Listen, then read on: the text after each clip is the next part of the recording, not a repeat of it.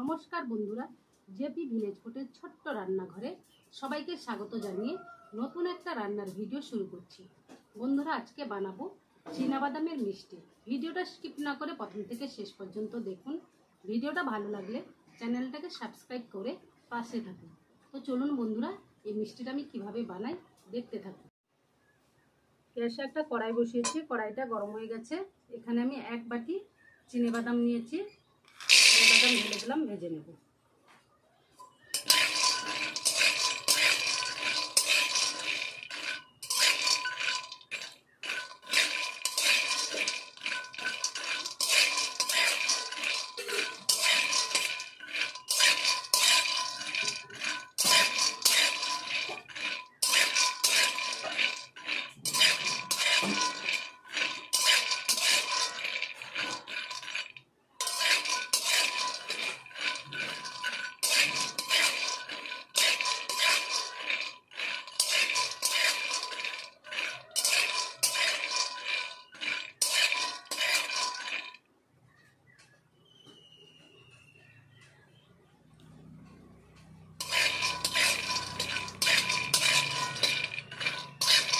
দেখুন বন্ধুরা, বাদামগুলো ভাজা হয়ে গেছে। এবার আমি একটা প্লেটের মধ্যে তুলে নিই। গ্যাসটা অফ করে দিলাম।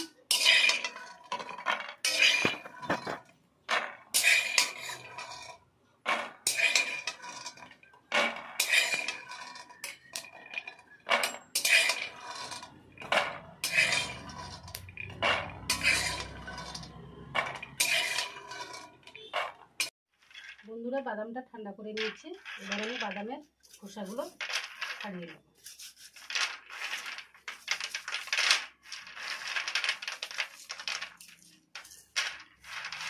খোসা ছাড়িয়ে আমি মিক্সিতে বাদামগুলো গুঁড়ো করে নেব।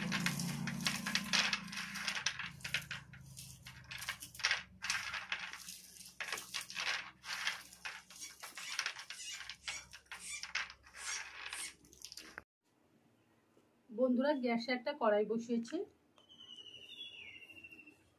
এখানে হাফ বাটি চিনি দিয়ে দিলাম।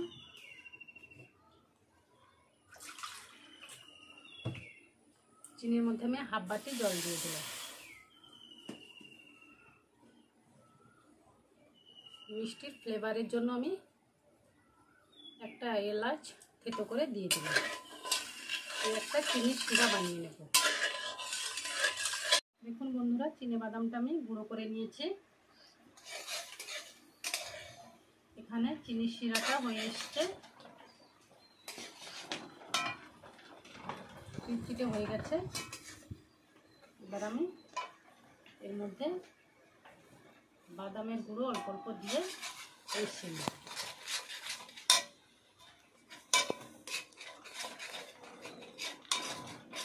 চিনির শিরার সঙ্গে ভালোভাবে মিশিয়ে নেব।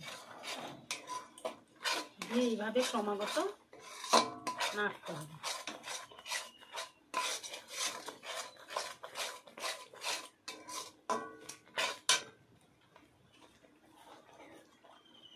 এর মধ্যে আমি 1 চামচ ঘি দিয়ে দিলাম।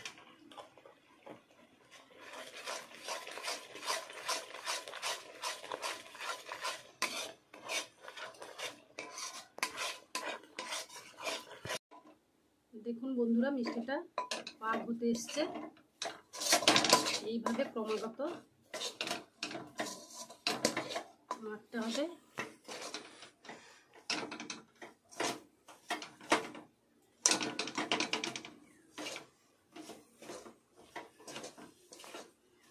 মিষ্টিটা হয়ে গেছে। এবার আমি গ্যাসটা অফ করে দিলাম। একটা প্লেটের মধ্যে আমি ঘি মাখিয়ে নিয়েছি। এবার এর মধ্যে আমি মিষ্টিটা তুলে নিচ্ছি।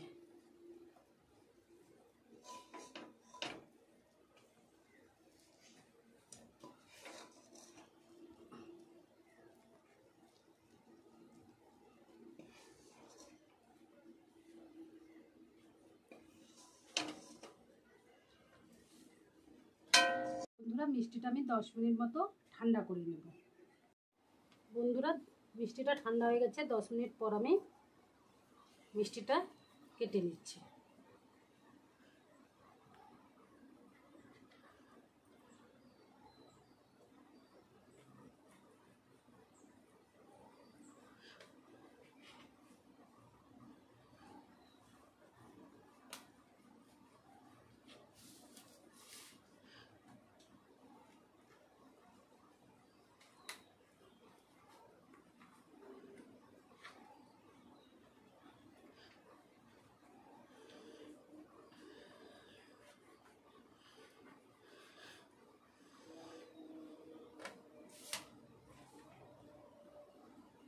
মিষ্টিটা কেটে নিয়েছি। এবার আমি একটা প্লেটের মধ্যে মিষ্টিগুলো তুলে নিচ্ছি।